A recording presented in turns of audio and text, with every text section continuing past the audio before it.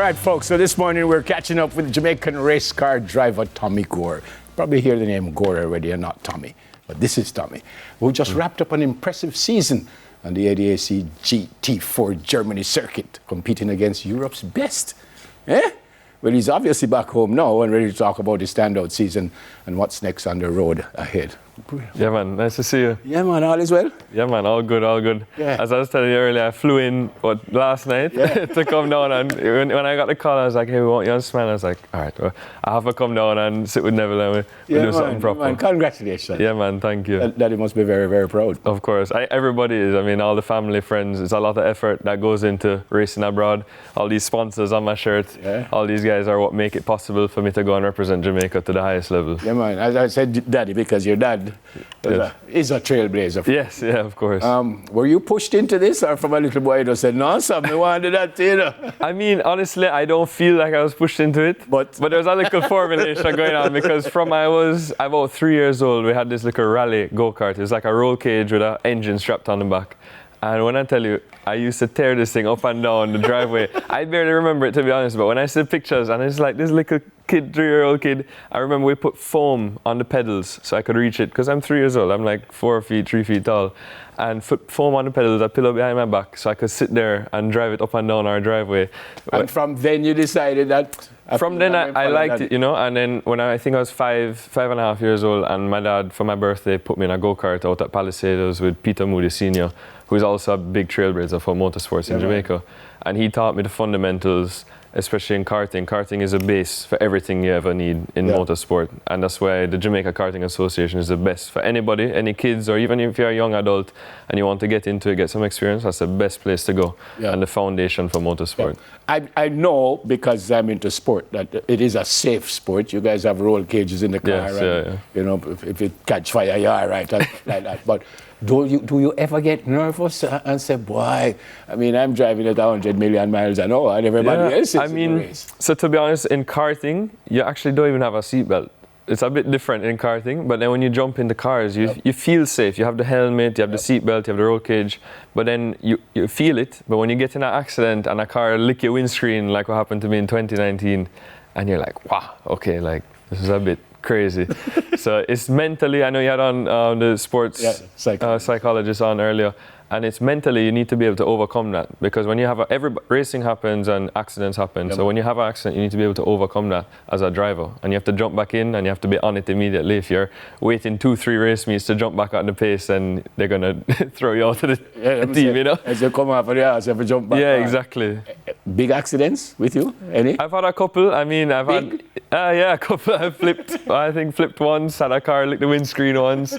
Even at the start of this year in April, it was no fault of mine. I'm driving down the straight, and a car trying to fit in between a gap and hits the front of me. I go straight into the wall.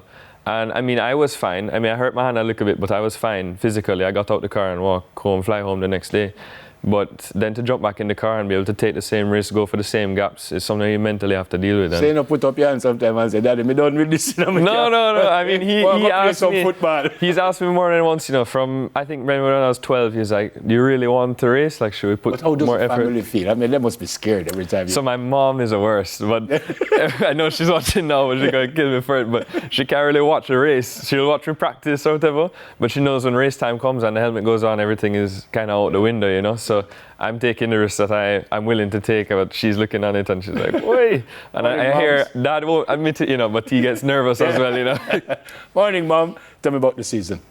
So this year was good, very, very, very, very good. Last year I did the start of the campaign in Europe with Senna Somerville. We had 1 podium to end off the year.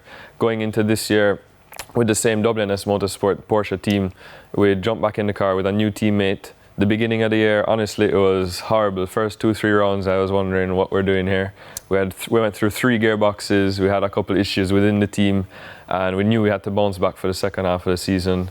From then, we got 3 podiums, 2 at Red Bull Ring on the same weekend, and 1 at Saxon Ring, and ended the year within the top 10 of the championship after being, I think, under the top 20 after the second round. So I was reading this, I was very, very impressed. Where are you worldwide? If I said to you, rate yourself as a world-class driver, where would you put yourself? Honestly, so as a driver, I think to be successful as a driver, you have to believe you're the best. So if you told me, hey, jump in an F1 car tomorrow, I honestly believe with some time in it that I could be competitive against the best in the world. I've had a lot of training, a lot of influence from local legends, Peter Moody, Chris Issa, my dad, Doug Gore, even David Somerville, that have helped, I think, make me a very whole driver, and that's what you need to be and be able to adapt to any situation. So in the world, you never know. There's a lot of drivers that are amazing. I like to say I'm the best, but that's a bit... You probably are.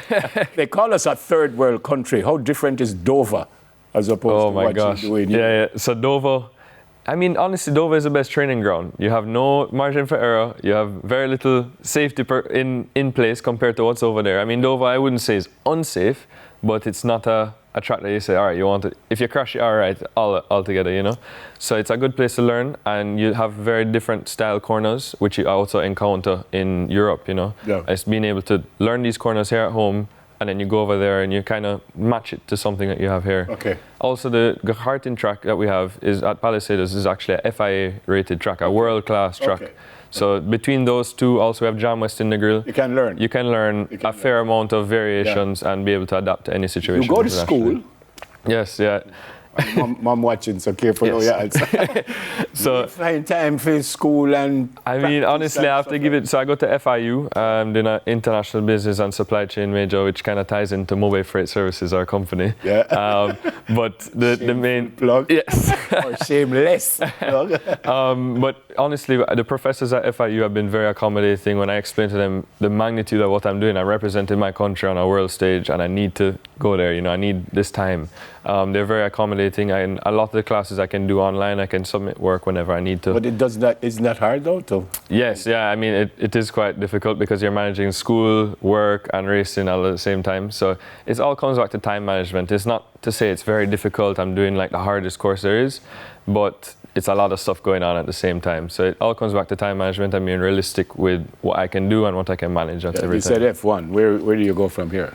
So this year I was racing GT4. We have a lot of offers on the table. Looking maybe to a Lamborghini drive in America or some GT3 in a BMW or Audi, keeping the ATL family. I know when I do that, you're going to have to come up there and put a passenger seat for you right there. I give me one. I'm so impressed. Yeah, man. I'm so impressed. Say hi to mommy and daddy before you go. I'm so impressed. Cool. Congrats. Yeah, man. And do well in school. Thank you. All right, good to see you.